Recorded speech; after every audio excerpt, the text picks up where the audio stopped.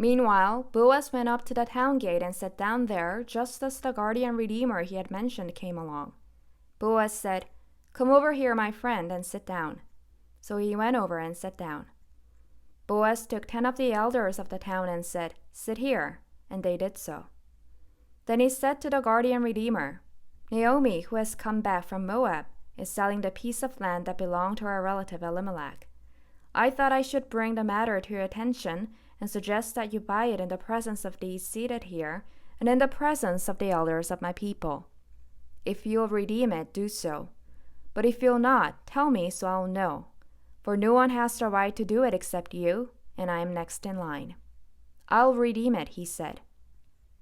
Then Boaz said, "On the day you buy the land from Naomi, you also acquire Ruth the Moabite, the dead man's widow, in order to maintain the name of the dead with his property."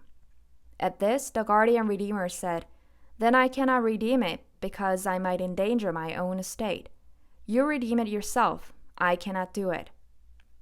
Now in earlier times in Israel, for the redemption and transfer of property to become final, one party took off his sandal and gave it to the other.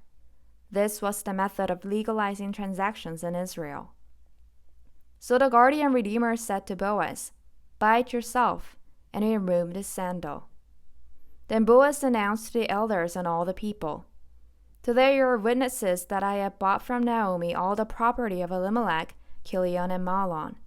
I have also acquired Ruth the Moabite, Mahlon's widow, as my wife, in order to maintain the name of the dead with his property, so that his name will not disappear from among his family or from his hometown.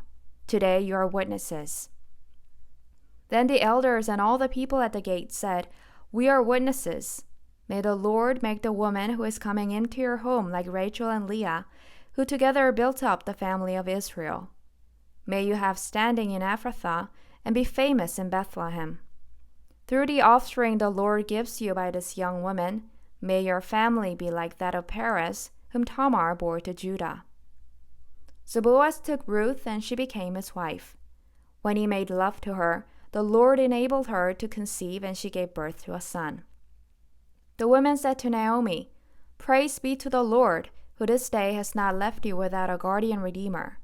May he become famous throughout Israel. He'll renew your life and sustain you in your old age. For your daughter-in-law, who loves you and who is better to you than 7 sons, has given him birth." Then Naomi took the child in her arms and cared for him.